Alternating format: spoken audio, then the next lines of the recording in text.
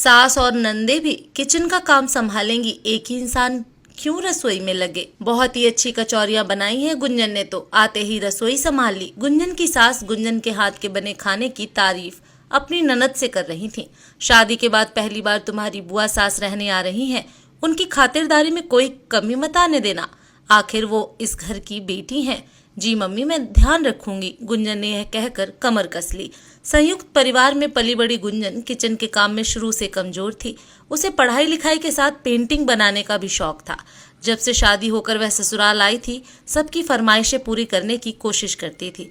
शुरू में उसे सब अच्छा लगता था, पर जब वह अकेली ही रसोई में लगी रहती तो उसे अखरने लगा। मायके में माँ और छोटी बहन भी बराबर से मदद करती थी। कोई भी डिश बनानी हो तो चाची ताई सब मिलकर बनाते थे। यहाँ सास और ननद तो थीं, पर कोई रसोई में नहीं आती थी। उसे लगने लगा था कि खाना बनाने के अलावा उसका और कोई काम नहीं था। शादी के कुछ दिनों बाद ही सास ने फरमान दे दिया कि सुबह जल्दी उठकर नहाकर रसोई में लग जाए। रोहित के पापा को 6 बजे चाय चाहिए। रात को देर तक जागने की वजह से सुबह जल्दी उठकर 6 बजे चाय बनाने के लिए उसे 5:30 बजे उठना होता। फिर बाकी लोगों के लिए नाश्ता बनाना, टिफिन पैक करना, खुद के और सास के लिए रोटियां बनाना, यही उसका रोज का रूटीन बन गया था। ननद की पढ़ाई पूरी हो चुकी थी, वह रसोई में झांकती तक नहीं थी। सास भी गर्व से कहती। गुंजन ने आते ही रसोई संभाल ली। शाम की चाय से लेकर सब्जी बनाने और रात के खाने तक, दही जमाने तक, हर छोटे बड़े काम के लिए सब उसे ही आवाज देते थे।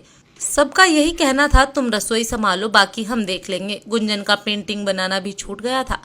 अपने शौक को मरता देखकर गुंजन को छटपटाहट सी होती थी। उसे वक्त ही नहीं मिलता था। एक दिन सबने घर पर ही पारिवारिक मूवी देखने का प्लान बनाया।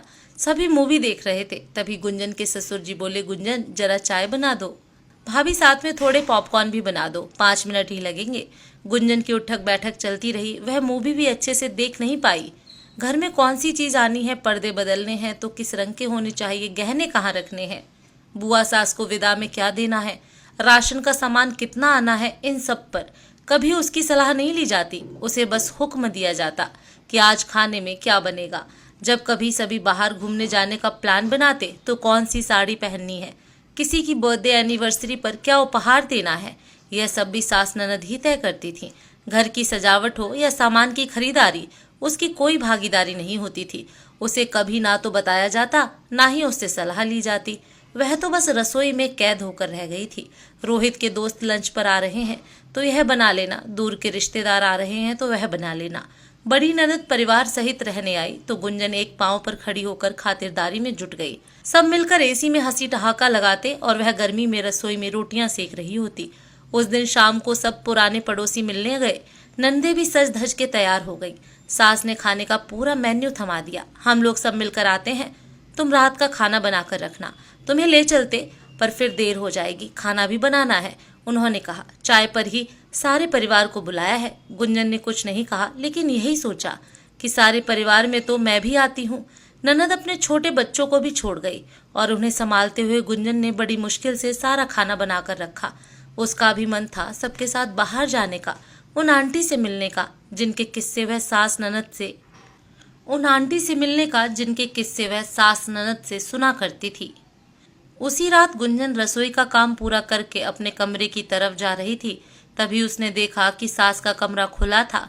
वह वहां जाने लगी। तभी ननद लपक कर आई, दरवाजे पर खड़ी हो गई और बोली, भाभी आप अपने कमरे में जाकर सो जाओ, अंदर पैसों का हिसाब किताब चल रहा है, भैया देर से आएंगे।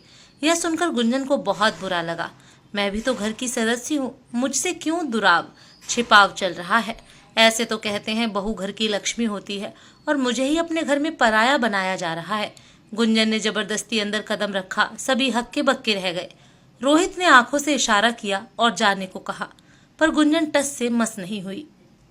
सास नंदों के मुंह बन गए। गुंजन तुम थक गई होगी, जाकर सो जाओ, यहाँ तुम्हारा कोई काम नहीं है, सारा परिवार यहाँ बैठा है तो मुझे भी यही सबके साथ बैठना है। गुंजन हक से बोली, गुंजन सुबह बड़ी दीदी जाएंगी, उनके ट्रेन के सफर के लिए तुम्हें खाना भी बनाना है। खाना खाना और बस खाना, क्या मुझे आप लोग सिर्फ खाना बनाने के लिए लाए हो? क्या मैं घर के बाकी मामले में नहीं बैठ सकती? दोनों दीदी बैठी हैं तो मैं यहाँ नहीं बैठ सकती? मैं भी इस घर की सदस्य हूँ, मुझसे अलग ये परिवार नहीं है। मैं भी अपना घर छोड़कर आई हूँ, बराबर सुख दुख की साझेदार हूँ। आखिर बहुओं को घर के आर्थिक मामलों में क्यों शामिल नहीं किया जाता? अगर रसोई की जिम्मेदारी दी जाती है तो बाकी जिम्मेदारियों से क्यों वंचित रखा जाता है? आपको बहू नहीं बावर्ची चाहिए जो बस आप लोगों के इशारे पर सुबह दोपहर रात खाना बनाती रहे। मेरा भी मन करता है बाजार जाने का, कुछ घर के लिए सजावटी सामान लाने का। शादी के बाद रसोई की जिम्मेदारी तो बड़ी जल्दी सौंप दी जाती है, लेकिन घर के बाकी जिम्मेदारियों में शामिल करने में सालों लग जाते हैं। बहू को घर का हिस्सा मानने में इतनी देर क्यों लगती है? हर मामले में उससे सलाह क्यों नहीं ली जाती? रसोई तो आते ही सौंप देते हैं, घर सौंपने में इतना वक्त क्यों लगता है? गुंजन ने एक सांस में अपने मन का सारा गुबार निकाल दिया। सभी सुनकर शर्मिंदा हो गए। रोहित को भी अपनी गलती का एहसास हुआ। जब से गुंजन आई है बस किचन में ही लगी रहती है, इसलिए वह उसे वक्त नहीं दे पाता। यही कारण था कि वह अपने शौक पेंटिंग को पूरा नहीं कर पाती।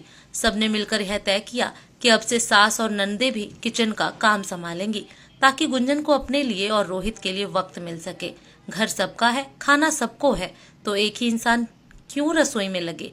दोस्तों, जरूरी नहीं कि सबकी किस्मत गुंजन जैसी हो, लेकिन उसके ससुराल वालों ने समझदारी दिखाई और गुंजन को उसका हक दिया। आप भी अगर किसी ऐसी स्थिति में हो तो अपनी बात सामने रखना जरूरी है।